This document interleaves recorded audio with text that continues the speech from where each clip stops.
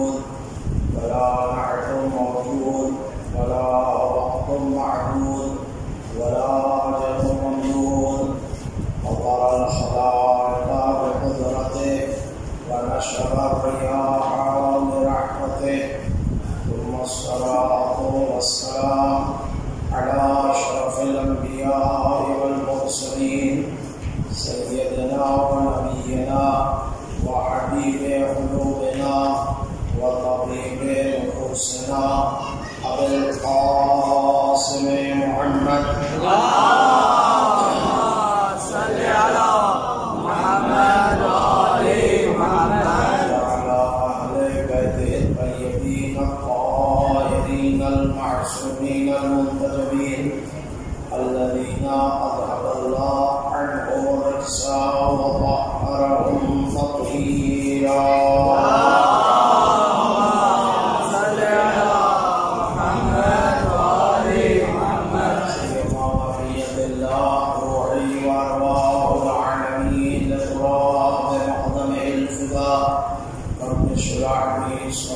ويسر لي أمري واحلل عقدة من لساني يفقهوا قولي ولعنة الله على أعدائهم أجمعين من يومنا هذا إلى يوم الدين.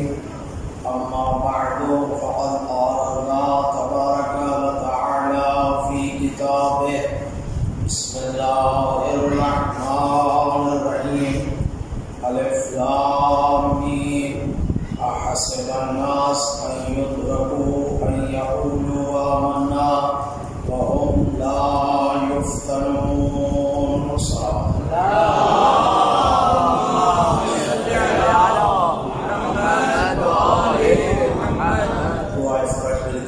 بسم الله الرحمن الرحيم.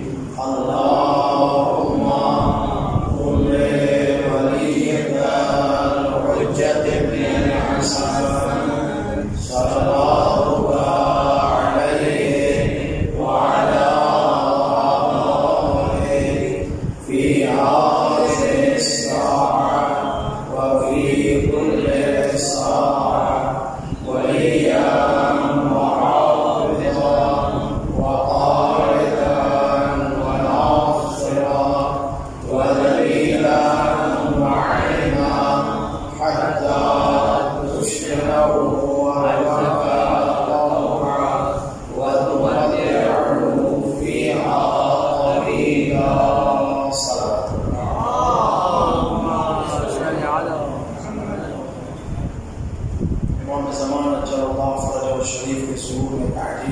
سلامتی اور کی خوشنودی حاصل کرنے کے لیے عبادات کی قبولیت عزاداری سید الشہداء کی قبولیت امام زمانہ ہمارا ایک فرصہ قبول فرمائیں. سب مل کر بلند ترین صلوات پڑھیں محمد وعلی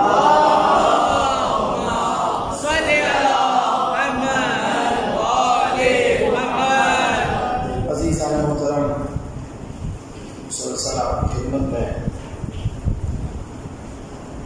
امتحان اور آزمائش پر گفتگو کر رہے ہیں تاکہ ہمیں احساس ہو سکے کہ ہم نے اس دنیا میں رہ کر امتحان اور آزمائش سے گزرنا ہے اور پھر اس کا نتیجہ آخرت میں خدا متعال ہمیں عطا فرمائے گا. کل میں نے آپ کی خدمت میں کچھ چیزیں رکھی کہ امتحان کیوں ضروری ہے اور شیعوں کا امام کی روایت کے مطابق کس مقام پر امتحان دیا جائے گا. ٹھیک ہے عزیزان.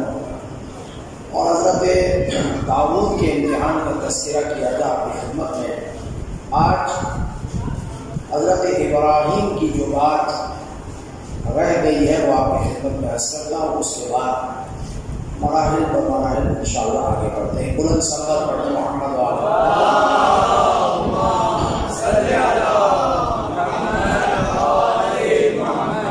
اس سے پہلے کہ میں گفتگو کی طرف آؤں امتحان کی دو روایات آپ کی خدمت میں پڑھنا چاہتا ہوں. عزیزان محترم فضائل محمد و آل محمد علیہ السلام کے بارے میں اتنا ایمان اور یقین رکھیں کہ ہمارے اندر وہ طاقت اور صلاحیت ہے ہی نہیں کہ ہم اہل بیت اطہار علیہ السلام کو بیان کر سکیں یا سمجھ سکیں یا ہمارے اندر وہ فضائل آئیں اور ہمارا ایمان محفوظ رہے. ایسا نہیں. بعض جگہ ہوتا ہے کہ فضائل محمد و آل محمد بیان کیے جائیں، چونکہ حزم جو چیز نہ ہو اسے بیان نہیں کرنا چاہیے. اہل بیت اطہار علیہ السلام کے فضائل اتنے زیادہ ہیں کہ ان کی کوئی حد معین نہیں ہے.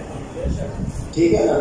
لا محدود نے ان کو اتنے فضائل عطا فرمائے ہیں، وہ مقامات عطا فرمائے ہیں. اب ہم اگر کوئی فضائل ایسے کوئی پڑھیں اور اس کو کہیں کہ یہ تو ہمیں سمجھ میں نہیں آ رہا، معصوم فرماتے ہیں اگر ہمارے فضائل سمجھ میں نہ آئے تو وہ ہمیں واپس کر دو، انکار مت کرو. توجہ مل جائے. اہل بیت علیہ السلام کے فضائل اگر سمجھ میں نہ آئے انکار مت کرو. یہ نہیں ہو سکتا، فوراً مت کرو کہ نہیں ہو سکتا. کیوں نہیں ہو سکتا؟ اگر آپ کی اور میرے ذہن نے اس بات کو نہیں سمجھ پایا تو اس کا یہ مقصد نہیں ہے کہ نہیں ہو سکتا. بہت کچھ ہو سکتا ہے، بہت کچھ ہو سکتا ہے. ہمیں سمجھ میں نہیں آ رہی کوئی بات بہت چیز ہے.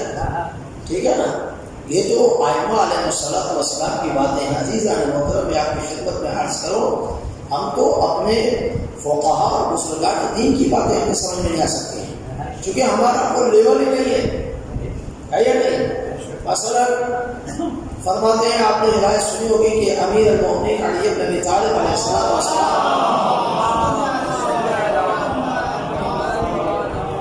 1000 رکعت نماز ہر رات پڑھتے تھے پھر سوتے تھے. سنا ہے نا؟ یہ تو کوئی نئی بات نہیں ہے. 1000 رکعت امیر المومنین علی بن ابی طالب. ممکن ہے آج کا جہاں بیٹھ کے حساب کرے کہ رات مغرب عشاء کے بعد کا لے کے صبح کے وقت تک کتنا ہے، تو یہ کیسے ہو سکتا ہے؟ ایک نماز 2 رکعت کی نماز 2 کر کے پڑھنا، ایک نماز میں 2 منٹ لگاؤ تو پھر 1000 رکعت کا اتنا ہوگا. یہ تو صبح سے بھی زیادہ چلا گیا. بعض اوقات انسان میں کیلکولیٹر پہ آ جاتا ہے، حساب کرنا شروع کر دیتا ہے. یہ حساب میرے لیے اور آپ کے لیے ہے، یہ حساب اس کے لیے نہیں ہے جو ایک پیر یہاں رکھے دوسرا ادھر رکھے تو ختم قرآن ہو جائے. جو ختم قرآن اتنی جلدی کر لے اس کے لیے 1000 کا نماز پڑھنا کیا ہے؟ مجھے بتائیے ہے وہ خیبر کہاں جا ہمیں رسول خدا نے پکارا، امیر المومنین کہاں تھے، پہنچ گئے نا. عزیز عالم محترم، اسے کہتے ہیں طی الارض، یعنی اولیاء ولی خدا حجت خدا معصوم کے لیے زمین سمٹ جاتی ہے. وہ ایک لحظہ یہاں ہوتا ہے، اسی لحظہ کربلا میں ہوگا، اسی لحظہ کہیں اور ہوگا. چونکہ اسے کہتے ہیں طی الارض، زمین کا سمٹ جانا. تو میں یہ کہوں گا یہ امام علی علیہ السلام کے کمال کو چھوڑو، وہ تو ہیں انہی چیزوں کے مالک، لیکن یہ طی الارض تو مرعشی نجفی کے پاس تھا. آیت اللہ مرعشی نجفی علی اللہ مقام الشریف طی الارض ہے. یہ وہ کام ہے جو امیر المومنین علی بن ابی طالب کے بارے میں سوچا جائے. تو 1000 رکعت نماز پڑھنا علی کے لیے کیا ہے؟ بتاؤ مجھے. کچھ بھی نہیں ہے. آیت اللہ امینی صاحب الغدیر، جنہوں نے امیر المومنین کی ولایت کا دفاع کیا ہے، الغدیر لکھی ہے، وہ فرماتے ہیں ایک مرتبہ میں نے سوچا دیکھو تو صحیح یہ 1000 رکعت نماز ممکن ہے یا نہیں ہے. فرماتے ہیں توجہ چاہنا، فرماتے ہیں کہ میں نے نماز عشاء کے بعد نماز پڑھنا شروع کی اور طلوع آفتاب سے پہلے میں نے 1000 رکعت نماز پڑھ لی اور میں نے پڑھ دیا، آپ نے سن لیا. سمجھے بہت بڑی بات ہے. آیت اللہ امینی صاحب الغدیر، توجہ چاہوں گا، ان لوگوں کے ذہنوں کو جواب دینا چاہتے تھے. تم یہ کہتے ہو کس طرح ہو سکتا ہے جب امینی 1000 رکعت نماز پڑھ سکتا ہے اتنی دیر میں، تو امینی کا مولا نہیں پڑھ سکتا؟ ہاں تو عزیزان محترم ایسے سوالات بالآخر دشمن ڈالتا ہے، اور جواب بھی ہمارا سوچنے پہ آ جاتا ہے کیسے ہو سکتا ہے، یہ ہو سکتا ہے علی 40 وقت ایک وقت میں 40 جگہ کہاں ہوں گے؟ میرے بھائی اب تو میں کیا کہوں، تو دنیا نے سب کو ثابت کر دیا کہ ایک لحظے میں انسان جو ہے نا وہ پتہ نہیں کتنے ملکوں میں بیٹھ کے ایک دوسرے سے باتیں کر رہا ہوتا ہے، دیکھ بھی رہا ہوتا ہے۔ اس وقت یہ نہیں تھا، اس وقت ہے۔ تو یہ ساری چیزیں ہیں نا، ثابت ہو رہی ہے، زمانہ ایک چیز کو ثابت کر رہا ہے۔ تو میں آپ کی خدمت میں یاد کر رہا ہوں محمد و آل محمد علیہ السلام کے فضائل بہت زیادہ ہیں۔ ایمان ہے یا نہیں؟ میں 2 روایتیں پڑھتا ہوں، آپ توجہ کریں گے تو انشاءاللہ پیغام پہنچے گا، پھر آگے بڑھ جاؤ۔ سلام پڑھ دیں محمد و آل محمد۔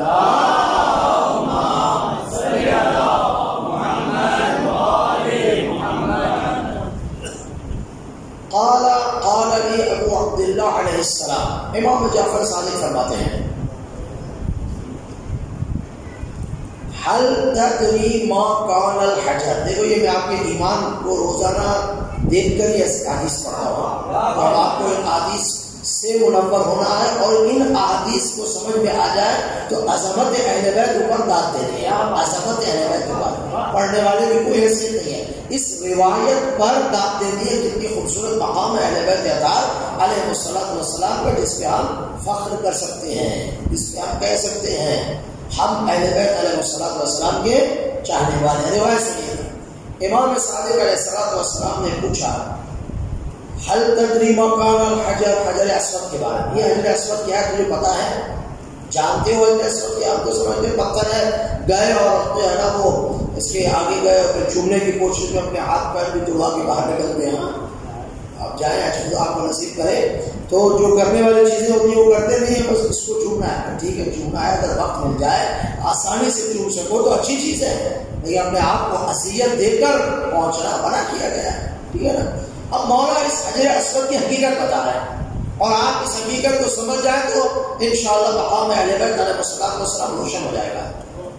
جہاں تک ہم سمجھتے ہیں روشن ہم محل ہوتا نہیں ہے، لیکن جہاں تک ہماری سوچ اور سمجھ ہے انشاءاللہ اہل بیت علیہ السلام کی اتنی معرفت حاصل کر لیں۔ حل تدری ما کان الحجر، جانتے ہو یہ حجر اسود کیا ہے؟ قال قلت لا، شخص نے کہا مولا مجھے نہیں معلوم، تو اس کو پتھر سمجھتے ہیں، اس کو حجر اسود کا نام دیا گیا، بس اتنا ہی جانتے ہیں، اس کے علاوہ نہیں جانتے کیا یہ۔ امام نے فرمایا قال، توجہ جاؤ، قال کانا ملکن عظیما من عظماء الملائکہ، یہ حجر بننے سے پہلے صاحب عظمت ملائکہ میں سے ایک ملک تھا، صاحب عظمت ملائکہ میں سے ایک ملک تھا عند اللہ عز و جل، جتنے وہ عظیم ملائکہ ہیں اللہ کی نظر میں ان میں سے ایک ملک تھا۔ قال، توجہ جاؤ، فلما اخذ اللہ المیثاق من الملائکہ، جب اللہ نے ملائکہ سے میثاق لیا اپنی الوہیت کا، توجہ چاہوں گا عزیزان محترم، اپنی ربوبیت و الوہیت کا، وَلِمُحَمَّدٍ بِالنُّبُوَّةِ، اور محمد مصطفیٰ کی نبوت کا، وَلِعَلِيٍّ لِوَصِيِّهِ، اور علی کی جانشینی کا، علی کی وصایت اور جانشینی کا، جب ان ملائکہ میں سے عہد لیا گیا، میثاق لیا گیا، تو وَأَوَّلُ مَنْ أَسْرَعَ إِلَى ذَلِكَ الْمَلَكِ، جو جس نے سب سے پہلے علی کی ولایت اور وصایت کا اعلان و اقرار کیا، یہ ملک تھا۔ اللہ نے اس کے اجر میں کہ اس نے علی کی ولایت کا اقرار دوسرے ملائکہ سے پہلے کیا ہے، تو اسے حجر اسود میں تبدیل کیا،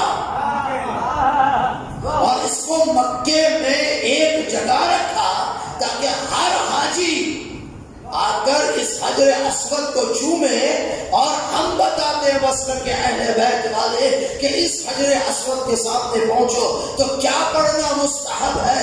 فرماتے جب اس کے سامنے پہنچو تو کہا اشہد ان لا الہ الا اللہ وحدہ لا شریک لہ واشہد ان محمدا عبدہ ورسولہ واشہد ان امیر المؤمنین علی ولی اللہ، اس لیے کہ اس پتھر نے ان کی گواہیاں دی تھی۔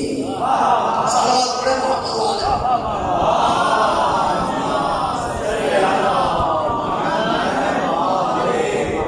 اس نتیجے میں ملک کو پتھر بنایا حجر اسود اور یہ مقام عطا فرمایا فقط اس لیے کہ ولایت علی ابن ابی طالب کے اقرار میں اسرع بہت جلدی گیا۔ آئی سمجھ میں عزیزان محترم، مقام اہل بیت علیہ السلام، ولایت اہل بیت علیہ السلام کو درک فرما رہے ہیں۔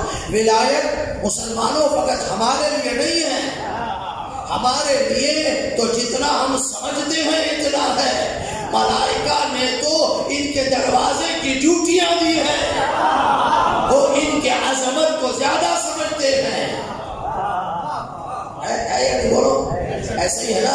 مجھے بتا دو مسلمانوں، ہم تو کسی سے لڑائی جھگڑا کرتے نہیں ہے، ہم تو فقط کہتے ہیں جو ہم کہتے ہیں اس کے مقابل میں لے آؤ۔ ملائکہ کا کام ہے تسبیح و تحلیل کرنا، یہی ہے نا؟ اس کے علاوہ کوئی کام ہے؟ ملائکہ کا کام ہے رکوع کرنا، سجدہ کرنا، فلاں کرنا۔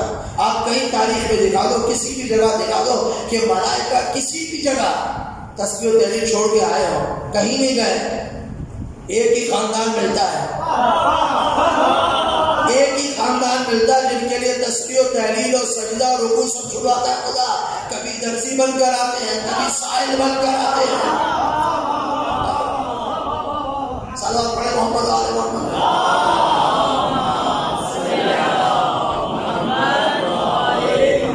مقام محمد آل محمد علیہ السلام کا جسے ہمیں سمجھنا چاہیے، جس کی ہمیں معرفت ہونی چاہیے۔ ایک اور روایت سنیے، آپ کی زحمت کو خود آگے لے کر چلو۔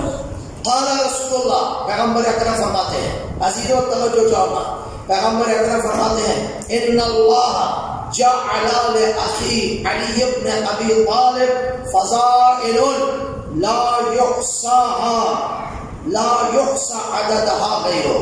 اللہ نے میرے بھائی علی ابن ابی طالب علیہ السلام کے لیے فضائل رکھے گئے جن کی کوئی حد نہیں ہے، اس کی حد کو فقط خدا جانتا ہے اور کوئی نہیں جانتا ہے، اتنے فضائل ہیں۔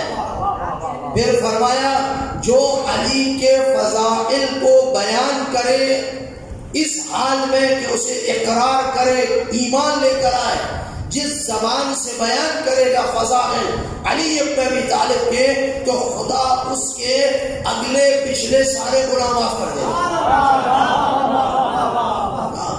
جن ہاتھوں سے علی کے فضائل لکھے جائیں گے، جب تک وہ کتابت موجود ہے اس وقت تک آسمان کے ملائکہ کتابت لکھنے والوں کے لیے استغفار کرتے رہیں گے۔ جو علی کے فضائل سنتا ہے اللہ اس کے کان کے سارے گناہ معاف کر دیتا ہے۔ تو معیار علی ابن ابی طالب ہے۔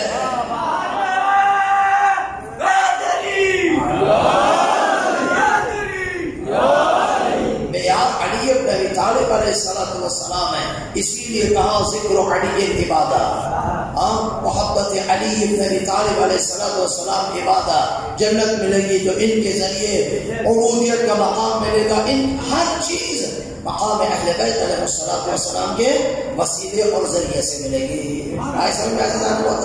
یہ ہے وہ مقام اہل بیت اطہار علیہ السلام کا جسے ہم نے سمجھنا ہے۔ بلند صلوات پڑھیں محمد و آل محمد۔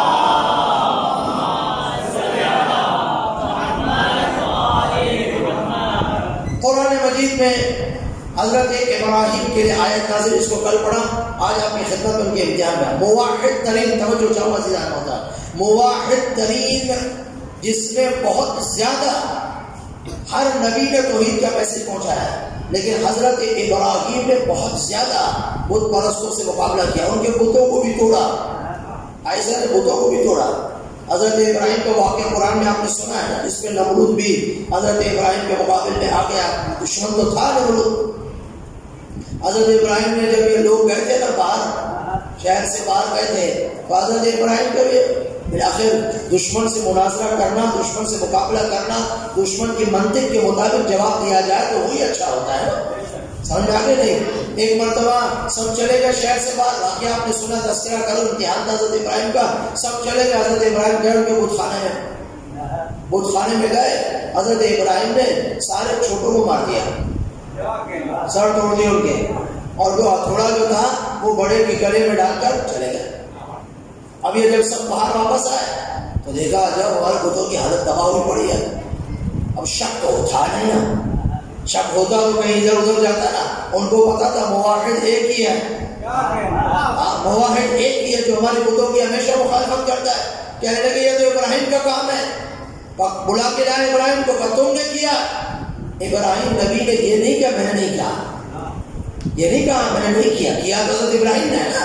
لیکن حضرت ابراہیم ان کو جواب دینا چاہتے ہیں، لا جواب کرنا چاہتے ہیں. کہتے ہیں دیکھو وہ جو بڑا ہے نا اسے پوچھ لو، بڑے سے پوچھ لو، ٹھیک ہے، بڑے سے پوچھ لو بتائے گا. فوراً کہنے لگے وہ تو بولتا ہی نہیں ہے، وہ تو بولتا نہیں ہے، وہ کچھ کر ہی نہیں سکتا. ابراہیم نے کہا یہ کیسا خدا ہے جو اپنے خداؤں کی حفاظت نہیں کر پا رہا، وہ تمہاری کیا حفاظت کرے گا. صلوات پڑھیں محمد علیہ محمد.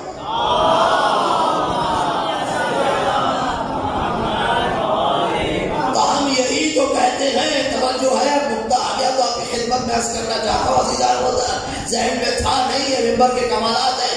اسی لیے تو کہتے ہیں، یہ تاریخ تو ہمارے سامنے ہے. جب ابراہیم نے کہا یہ بت چھوٹوں کو نہیں بچا سکا تو تمہیں کیا بچائے گا. تو ہم بھی یہی کہتے ہیں، جو تمہیں قیامت میں محشر میں نہیں بچا سکتے ان سے ابھی سے دور ہو جاؤ، ورنہ کل مارے جاؤ گے.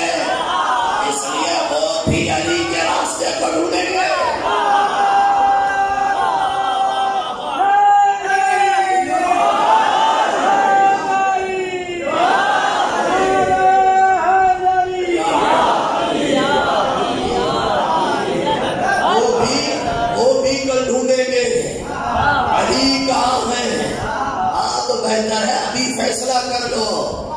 فیصلہ کر لو، جو خود اپنے آپ کو نہ بچا سکے تو تمہیں کیا بچائے گا. جو ساری زندگی کہتے رہے علی نہ ہوتے تو یہ ہو جاتا، علی نہ ہوتے تو یہ ہو جاتا.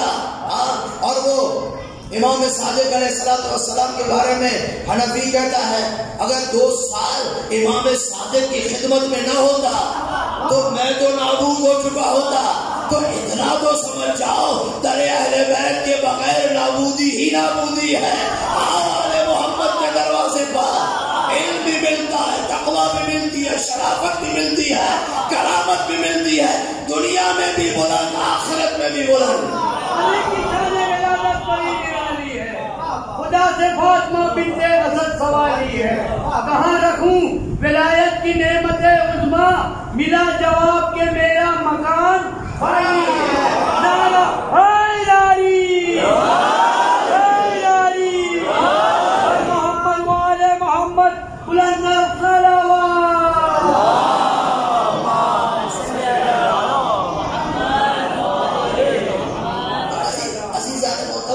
یہ چیزیں سمجھ میں آ جانی چاہیے، ٹھیک ہے نا.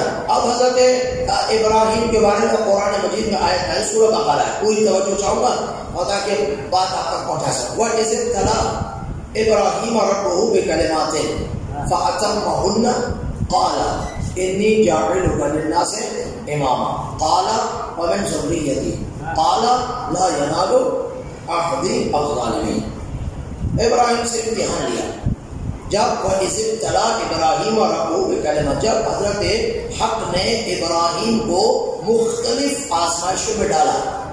کلمات یعنی وہ امتحان جن چیزوں سے لیا گیا، میں بتاتا ہوں اپنی خدمت میں، جن چیزوں سے آزمائش میں ڈالا حضرت ابراہیم کامیاب ہوئے امتحان میں. جیسے ہی کامیاب ہوئے نتیجہ ملا قال اللہ نے کہا انی جاعلک للناس اماما، ہم آپ کو امام بنا رہے ہیں. قال ابراہیم نے فوراً کہا ومن ذریتی، میری ذریت. قال ذریت میں رکھوں گا لیکن قال لا ینال عہدی الظالمین. ابراہیم یاد رکھو ذریت میں رکھوں گا لیکن یہ منصب امامت ظالم تک نہیں جائے گا. منصب امامت عہدی، میرا عہد ہے، یہ ظالم کو نہیں ملے گا. اس آیت میں خدا نے واضح کر دیا امام ظالم بولیے.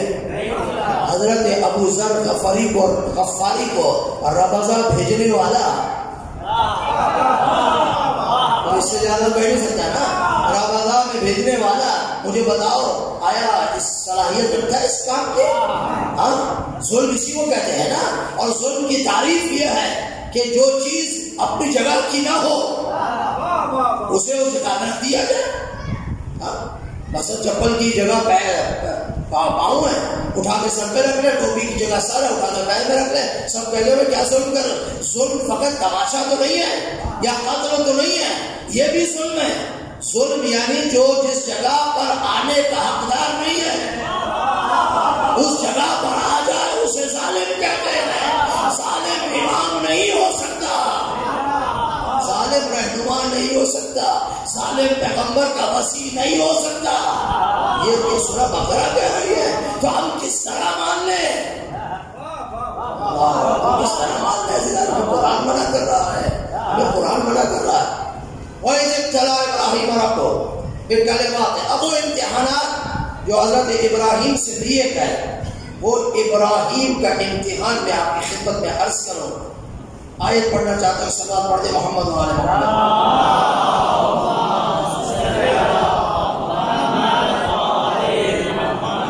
حضرت ابراہیم نے امتحان خواب دیکھا، سو رہے تھے، نیند میں تھے، خواب میں دیکھا کہ اپنے بیٹے کو ذبح کر رہا ہے.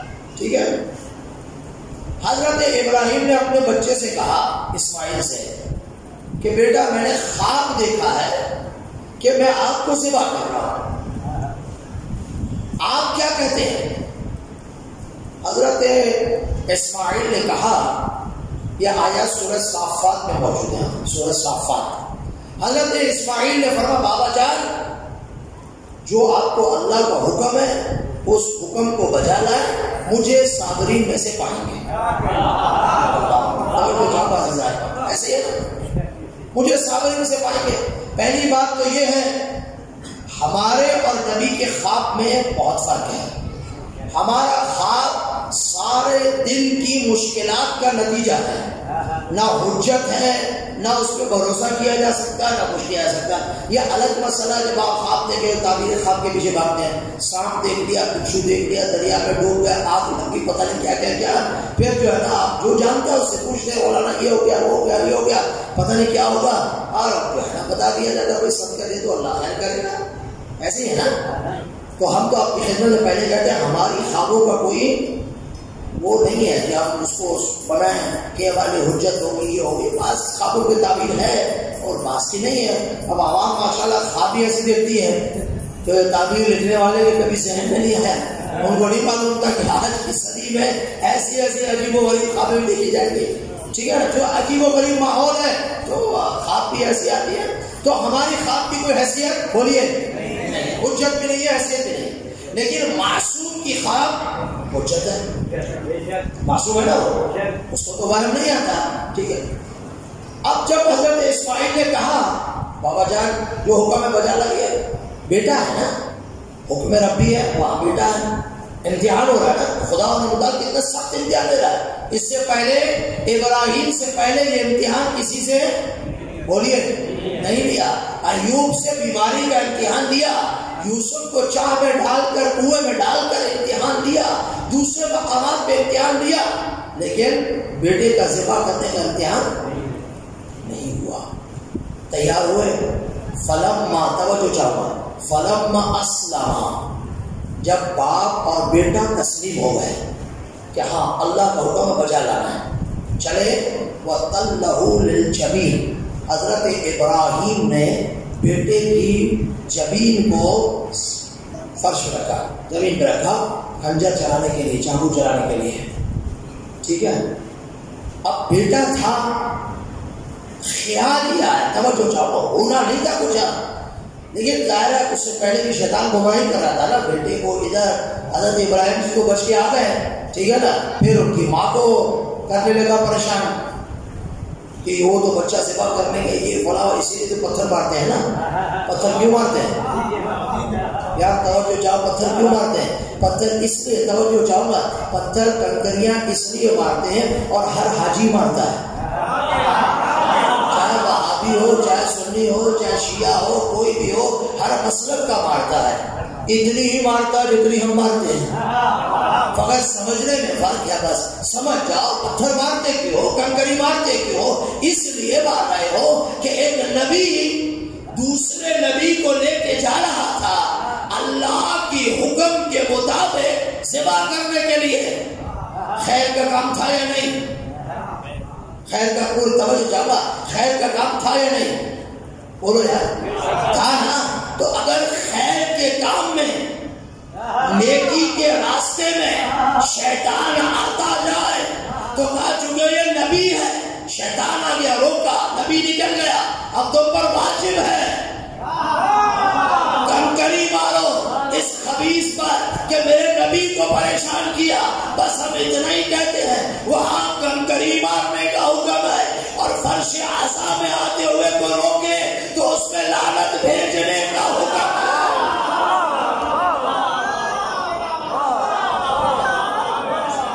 صلوات پڑھنے محمد والے.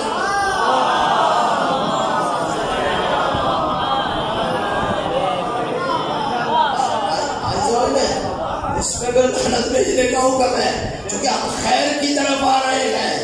ابھی بتاتا ہوں، یہ خیر اس سے زیادہ ہے. ابراہیم چلے، زمین رکھی، خیال آیا، ایسا نہ ہو کہ بیٹا کو دیکھ کے وہ محبت آئے اور میں خنجر نہ چلا سکوں. آنکھ پر کپڑا باندھ دیا، ذبح کرنے لگے، آواز آئی، انہوں نے اپنی طرف سے چھری چلا دی تھی، ٹھیک ہے نا. اوپر سے دمبا ہے، ابراہیم نے ذبح کر دیا. دمبا سمجھ کے ذبح کیا نہیں، اسماعیل کو ذبح کیا.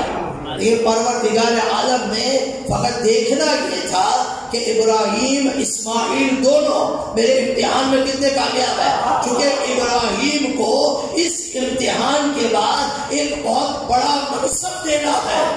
منصب جتنا بڑا ہے امتحان ویسا ہی ہوگا نا. بات سمجھ آئی نہیں بھائی؟ آپ پہلی کلاس میں جو کے جی میں جائے گا اس سے امتحان آسان لیا جاتا ہے. اس سے 4-5 باتیں پوچھی، نمبر دے دیا، وہ خوش ہو گیا کہ میں نے 100 نمبر لے لیے. لیکن جب وہ یونیورسٹی میں پہنچتا ہے تو پھر جو یونیورسٹی کا پیپر ہے نا وہ ایسا نہیں ہوگا، وہاں اور سختی ہوتی جائے گی، کیونکہ اس کے بعد اسے وہ ڈگری ملنی ہے. اصل میں تو جیسا جیسا مرحلہ ویسا ویسا امتحان ہے. تو یہ منصب امامت ہے نا. توجہ چاہنا، یہ منصب امامت دے رہا ہے. اب جیسے ہی وہ دمبا ذبح ہو گیا تو آواز آئی، ابراہیم. ایک صلوات پڑھے محمد والے.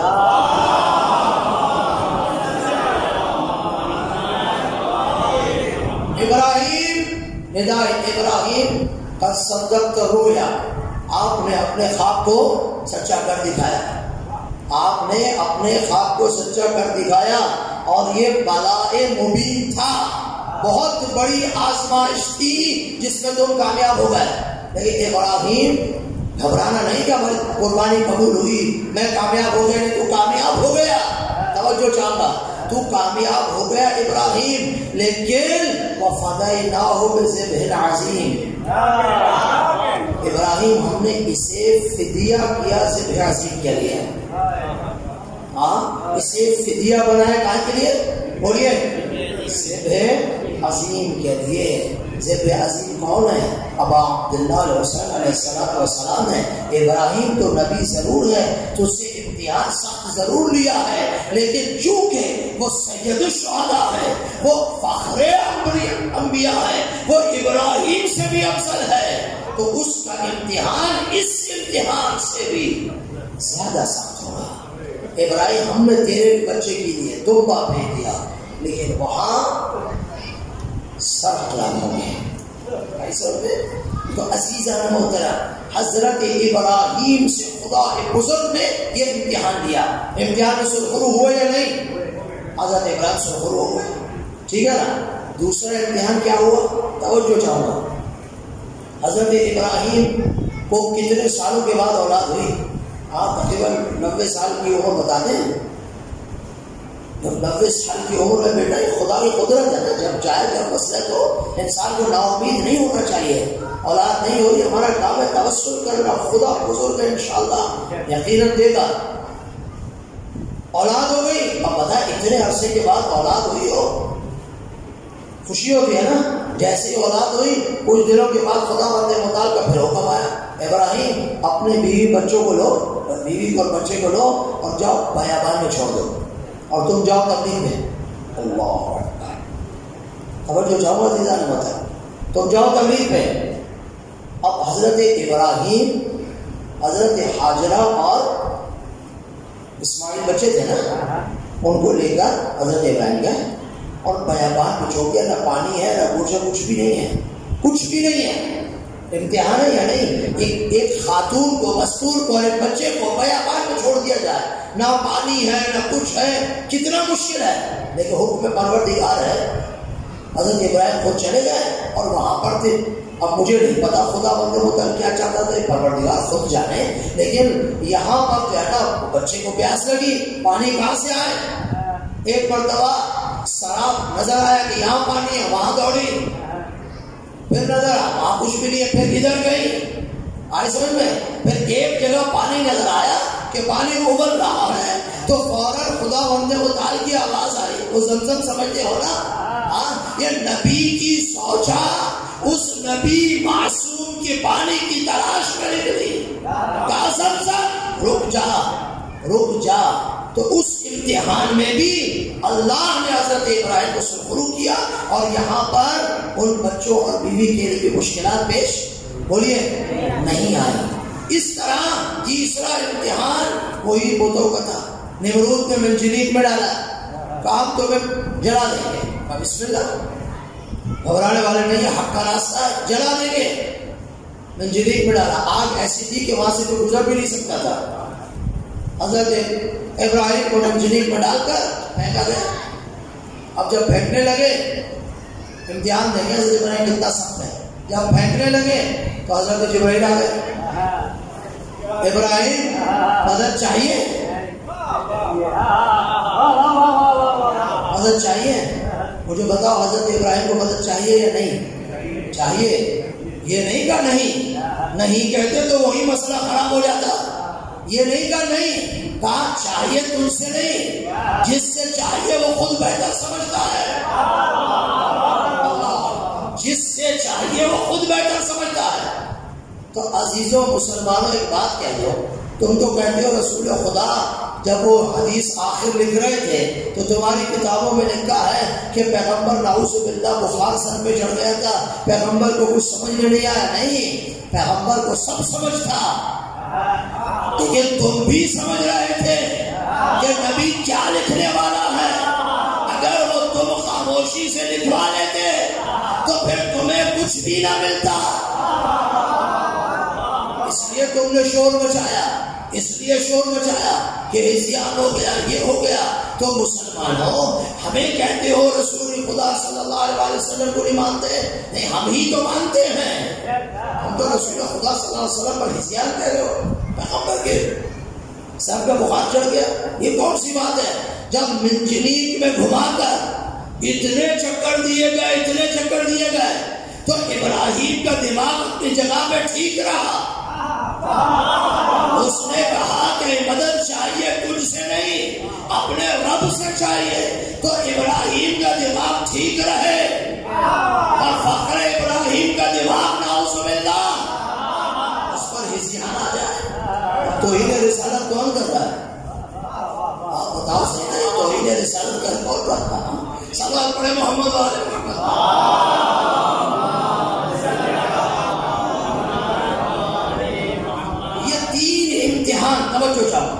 حضرت ابراہیم علیہ السلام سے ہو گئے، اور حضرت ابراہیم تینوں امتحانات میں مکمل کامیابی کے بعد منصب امامت کا فائز ہوئے۔ ٹھیک ہے عزیزو، ایک اور مختصر نبی کا تذکرہ کرو، آپ کو دعا کرو۔ حضرت سلیمان، آپ ایک دو اور نبی پھر آگے بڑھیں گے انشاءاللہ۔ حضرت سلیمان کا امتحان ہوا، کیا امتحان ہوا؟ خداوند متعال حضرت سلیمان کے بارے میں ارشاد فرماتا ہے کہ ہم نے حضرت سلیمان کا امتحان لیا۔ وَلَقَدْ فَتَنَّا، پوری توجہ چاہوں سے ظاہر ہوتا ہے، سورہ صاد آیت نمبر 34 ہے۔ وَلَقَدْ فَتَنَّا سُلَيْمَانَ، ہم نے سلیمان کا امتحان لیا، سلیمان کو آزمائش میں ڈالا۔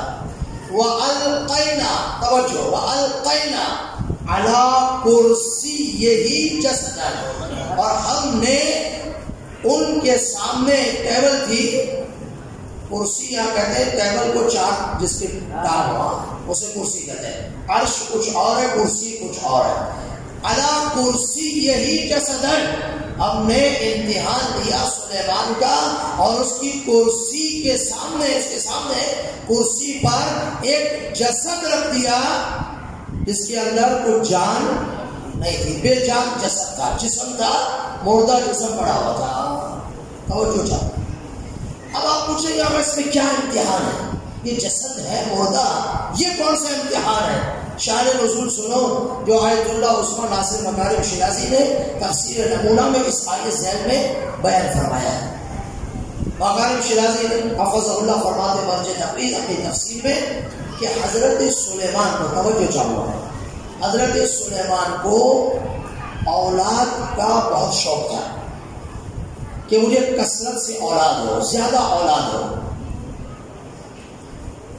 اور ان کی ازواج بیویاں بھی زیادہ تھیں، اور وہ چاہتے تھے ان تمام بیویوں سے اولاد ہو، اور یہ اولاد کل میری بادشاہت، میرے ملک کا بھی وارث بنے، اور دشمنوں کے ساتھ جو میں جہاد کروں، جنگ کروں، لڑائی کروں، اس میں بھی میرا ساتھ دیں۔ نیت یہ تھی، ارادہ یہ تھا۔ لیکن حضرت سلیمان کو کوئی اولاد بولے نہیں، پتہ کیوں؟ شان نزول میں امتحان کیا تھا بتا رہا، یہ تھا کہ جب حضرت سلیمان نے یہ ارادہ کیا مجھے زیادہ اولاد ہو، تو مفسر قرآن فرماتے ہیں، روایت میں ہے کہ سلیمان نے انشاءاللہ نہیں کہا۔ کیا نہیں کہا؟ انشاءاللہ نہیں کہا۔ اللہ کو یہ کام حضرت سلیمان کا پسند نہیں آیا، تو اللہ نے اولاد نہیں دی، اور جو ایک دیا وہ جسد سامنے رکھا جس کے اندر جان نہیں تھی۔ اس جسد کے ذریعے سے امتحان دیا، اے سلیمان تو اتنا کچھ حاصل کرنا چاہتے ہو بغیر ہماری منشا کے، بغیر ہماری مرضی کے، کیوں انشاءاللہ نہیں کہا؟ جیسے ہی جسد سامنے آیا فوراً متوجہ ہوئے کہ یہ امتحان ہے، مجھ سے غلطی ہوئی ہے، ترک اولا کیا ہے، ثم اناب، فوراً توبہ کی، انابہ کیا۔ انابہ اور توبہ کے بعد حضرت سلیمان کو ملک ملا ہے، وہ بادشاہت جو بنی حضرت سلیمان کی، پھر منطق کے تیر دیا گیا، ہواؤں کو مسخر کیا گیا حضرت سلیمان کے لیے، وہ اس امتحان کے بعد تھا۔ امتحان میں کامیاب نہ ہوئے لیکن متوجہ جلدی ہو گئے اور توبہ اور استغفار کی، خداوند متعال نے توبہ کو قبول کیا، اور ملک بادشاہ حضرت سلیمان کو اس توبہ کے نتیجے میں عطا فرما دی۔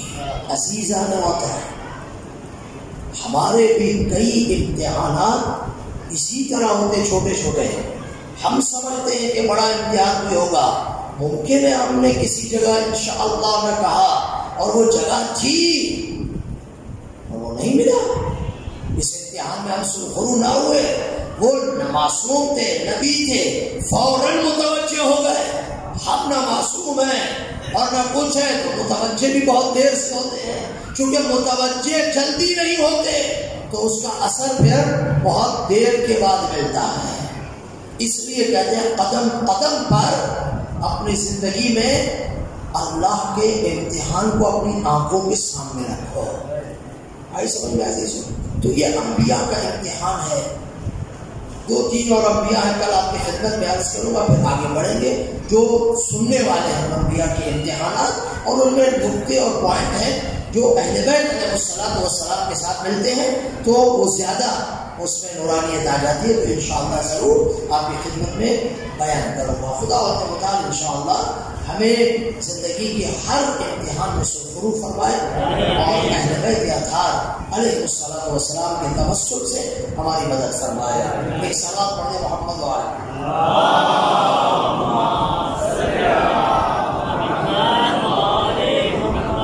عزاداران سید الشہداء. کربلا کا واقعہ چند دنوں میں ہونے والا ہے. آج 5 محرم کا اختتام ہوا اور 6 محرم کی رات شروع ہو گئی. کل رات ہم جب یہاں آئیں گے تو 7 محرم کی رات ہوگی اور کربلا میں پانی بند ہو چکا.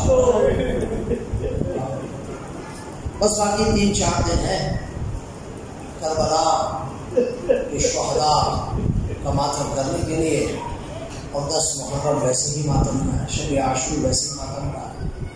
عزاداروں, وہ مسائل پڑھ کر آگے سو گئے. سیدہ نے خواب میں دیکھا وہ ذاکر نے کہ فاطمہ زہرا آئی ہے اور فرما رہی ہے ذاکر کیا پڑھتا ہے, کبھی بھی کیا مجھ سے غلطی ہو گئی, میں نے تو غلط مسائل پڑھ دیے, میں معافی مانگتا ہوں. کہ نہیں, تو نے پڑھا سب صحیح ہے لیکن تو سو رہا ہے, میرا حسین قبر میں تڑپ رہا ہے.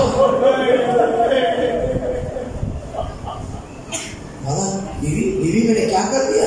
کہتے تو جس جوان کے مسائل پڑھ کر آیا ہے نا میرے حسین کے حرم میں, آئندہ یہ علی اکبر کے مسائل میرے حسین کے حرم میں اس طرح کھول کے مت پڑھا کر, میرا حسین قبر میں تڑپ رہا ہے. عزاداروں, جوانوں, آج کربلا کے جوان کا ماتم کرنا حق کے ساتھ ہے. 18 سال مشہور عمر ہے اور بعض بقاتل 24 سے 25 سال بھی علی اکبر کی عمر مبارک کو لکھا ہے. علی اکبر اپنے بابا کے پاس آئے, بابا اجازت ہے مقتل میں جاؤں؟ کہتے تمام شہداء کو علی اکبر نے, حسین نے پہلے منع کیا لیکن یہ واحد بیٹا ہے. کہا اکبر جاؤ, جوانوں میں بنی ہاشم میں سب سے پہلے تم اپنا شہادت کا نذرانہ پیش کرو. لیکن علی اکبر خیمے میں اجازت دے لو. علی اکبر ام لیلا کے پاس آئے, اجازت نہیں ملی. جناب زینب کے پاس آئے, اجازت نہیں ملی. بیویوں نے گریہ کیا. علی اکبر حسین کے پاس آئے. یہاں صاحب الزمان مولا پرسا قبول فرمائے. کہا بابا میں نے اجازت دے دی.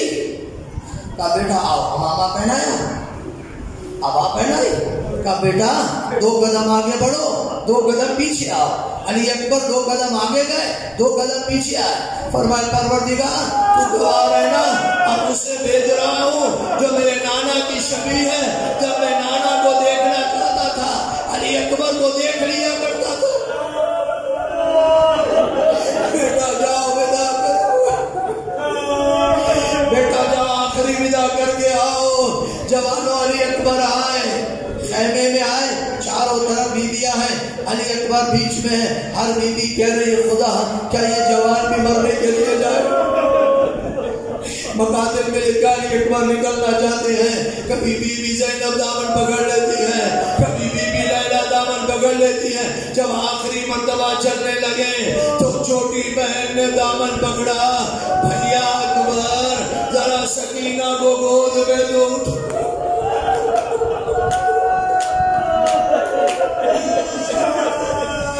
اللہ نے اپنی بہن سے خدا حافظ کیا. مقتل کہتے ہیں علی اکبر کا اس طرح ودا ہوا جیسے گھر سے جوان لاشا نکلتا ہے. علی اکبر حسین کے پاس آئے. بس جلدی جلدی پڑھو 2 جملے عزیزو، رو لیے. خدا ان کے متعلق آسموں پر رحمت نازل فرمائے. علی اکبر کے ساتھ محشور ہو حسین کے پاس آئے. بابا میں نے ودا کر لیا. اچھا بیٹا جاؤ. بیٹے کو گھوڑے میں اٹھائے. بیٹا جاؤ خدا حافظ. اب علی اکبر نے گھوڑے کو ریڑھ لگائے. چاہتے ہیں جلدی سے خیمے میں پہنچ جائے مقتل میں اور دشمن سے لڑائی کریں.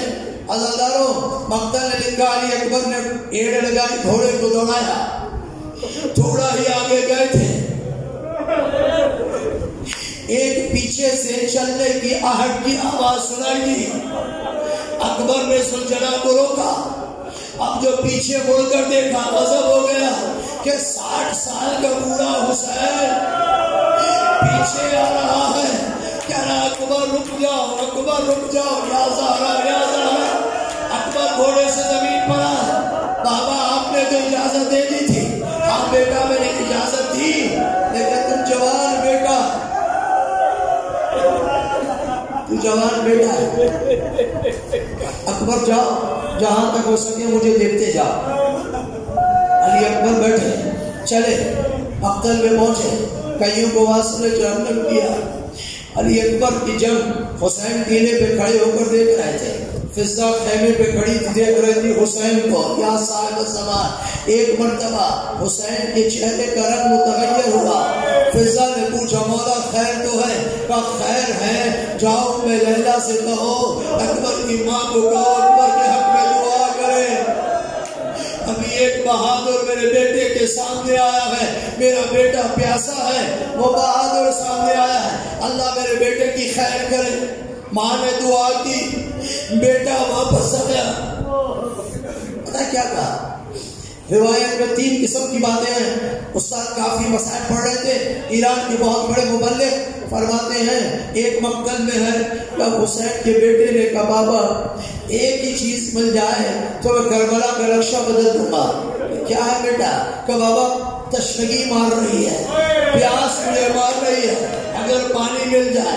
کہتے ہیں بعض روایات میں یہ ہے علی اکبر کے حسین کے ہاتھ میں انگوٹھی تھی، انگوٹھی نکال کر حسین کے علی اکبر کے منہ میں دی. کہا جاؤ بیٹا سیراب ہو جاؤ گے. دوسرے غضب والی جملہ یہ ہے حسین نے اپنی زبان اکبر کی زبان میں دی. اکبر نے فوراً زبان کو باہر نکالا. بابا آپ تو مجھ سے زیادہ پیاسے ہو.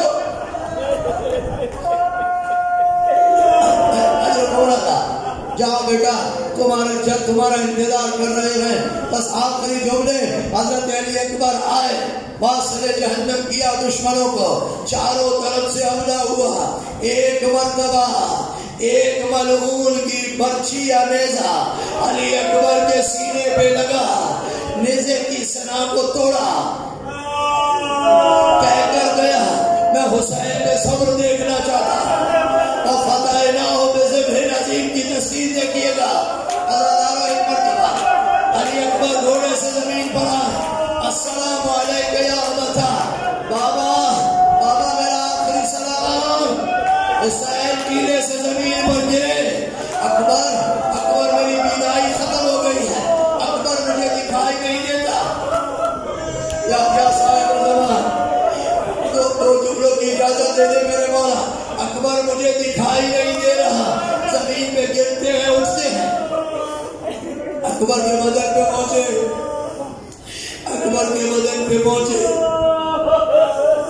اکبر سے کہا اکبر بیٹا یہ سینے سے ہاتھ ہٹاؤ، میری گردن میں ڈالو، میں تمہیں خیمے تک پہنچا دوں. کہا بابا یہ ہاتھ نہیں ہٹا سکتا. کیوں بیٹا؟ کہا بابا ظالم برچھی کا پھل مار کر گیا ہے تو آپ کا صبر دیکھنا چاہتا ہے، نہیں ہٹا سکتا. حسین نے اکبر کو کربلا کی زمین پر لٹایا، نجف کا رخ کیا، برچھی کے پھل پہ ہاتھ رکھا. کہ دادا ابراہیم، دادا اسماعیل آؤ. آپ نے بیٹے کو ذبح کرنا چاہا، آنکھوں پہ پٹی باندھ لی تھی. دادا حسین کا صبر دیکھو.